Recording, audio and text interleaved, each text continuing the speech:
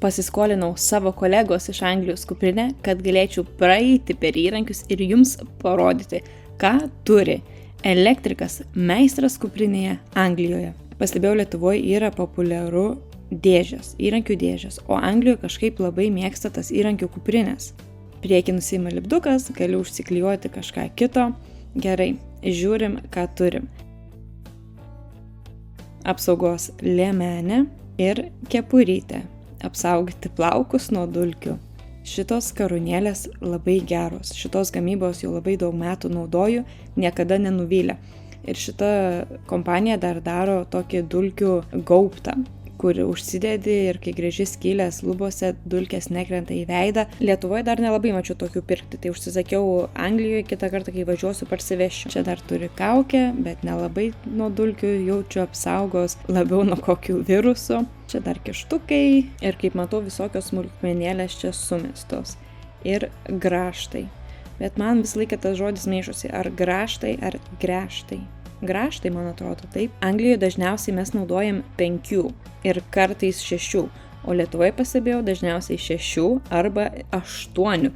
Kartą netgi reikėjo panaudoti 10. Galvos žibintas, toks su sensoriu šone, kad prabraukė ranką, įsijungia. Bet kartais būna su tokiu dirbi ir prasibraukė kažkokią sieną ar kažkoks laidas ir įsijungia tau šviesa. Ir antras galvos žibintas, bet toks paprastesnis. Čia irgi visokių smulkmenėlių primesta, karūnėlė, šitą dažniausiai mes naudojam skydam ir plunksniniai grąžtai.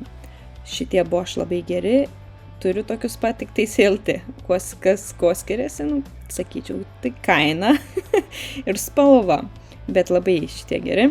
Čia dar šviesa, bet kaip matosi nepakrauta, bet jinai čia lengvai taip išsiema ir ją gali pasikriauti ir vėl įsidėti. Tokios gumytės, kad ten gali kažką, įsidėti, kad prisilaikytų, daugiau kišenėlių, bet nepanaudotos. Šitas irgi geras daiktas, nes gali visko prisikabinti. Čia biškį parūdėja, bet nieko nepadarysi, toks tas amatininkų gyvenimas. Surūdėjai įrankiai. Šone pridėta visokie markeriukai, tušinukai, pieštukai, highlighteris. Tuos highlighterius dažniausiai naudojam kokiam brėžiniam pasibrėžti, o ne ant sienų. Specialūs statybiniai markeriai yra svarbus, nes jie neužsikemša dulkėtoje aplinkoje. Tai gerai, žiūrim, kas kitoje pusėje. Plaktukas elektriko, labai patogus, žymiai lengvesnis negu tai paprasti. Ir žirklės. Knipexo šitos labai geros, bet aš turiu kitos gamybos, tokias galingas, su jom gali laidus kirpti, LED juostas, profilio dangtelius. Aš netgi tokių esu elektrikų mačius, kur jie su vien tik žirklėm gali instaliuoti rozetę. Gerai, atidarom pirmą didį kompartimentą. Stambus užtrauktukas, labai geros kokybės. Čia galima įsidėti savo duomenis, jeigu tašė pasimestų, žinotų, kam grąžinti. Čia kas daugiau gręžtai. Elektriko izoliacija. Taip, tai geras kišeniukas, nes permatomas, tai galima iš karto matyti, kas viduj. Šitokią lempą aš irgi turiu, magnetinį iš vienos pusės prisikabina. Labai geras dalykas. Kas čia dar yra? Daugiau elektrikų izoliacijos, visų spalvų, kaip prireikia.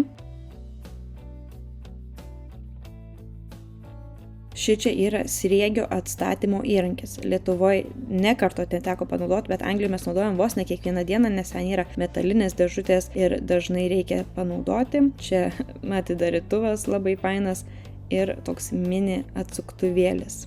Aš irgi tokį turiu, bet pas mane keičiasi galiukai. Labai toks patogus, kai sunku prieiti.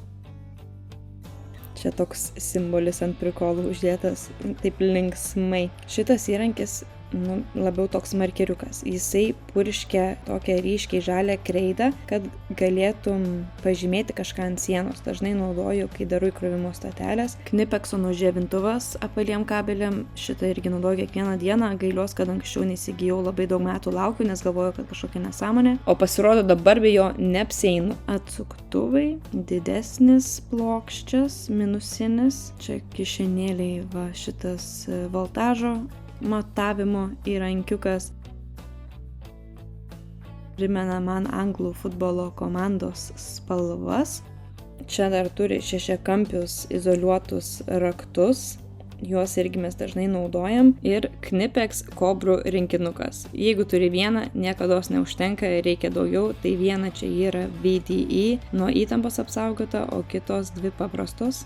Čia yra vamzdžio įvorės veržlės raktas. Tvirtinti įvorę prie dėžučių metalinių, irgi mes dažnai naudojam. Kirpimo replės su skylutėm, kur galima įkišti varžtus irgi patrumpinti. Anglijoje tvirtinam rozetę su tokiais varžčiukais, tai kartais jie būna per ilgi ir mes juos turim nukirpti. Šitos kirpimo replės labai gerai troseliams, labai švariai nukerpa, arba ta perforuota juosta, kur yra. Bet šitas gal per mažas perforuotai juostai, tai troseliam gerai tinka. Taip, tai su vienu įrankiu galima kirpti viską, bet kai turi skirtingus įrankius ir naudoji kaip jie skirti, tada įrankiai išgyvena ilgiau. Tai jeigu su tom pačiom replėm ir žievini laidus, ir izoliaciją, ir dirželius, ir troselius, ir viską, įrankis gali greičiau nudilsti, nes jie nėra tam sukurti. Knipexo presavimo replės ir su šituo įrankiu dar galima nužievinti. Labai patogus įrankis, nes viskas viename.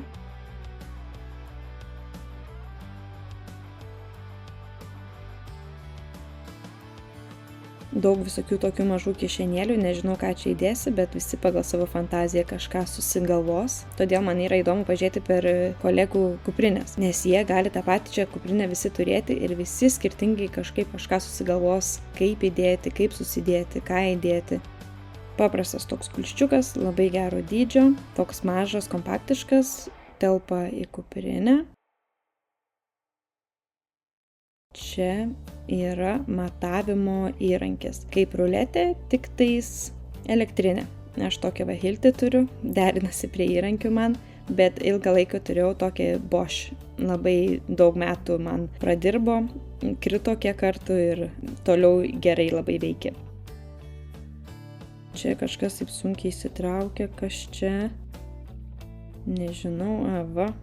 Ai, čia walkie-talkie. Nežinau kaip lietuviškai walkie-talkie. Racija, man atrodo, į ruletę. O ta racija yra naudojama, jeigu dirbi didesniam objekte ir reikia susikalbėti.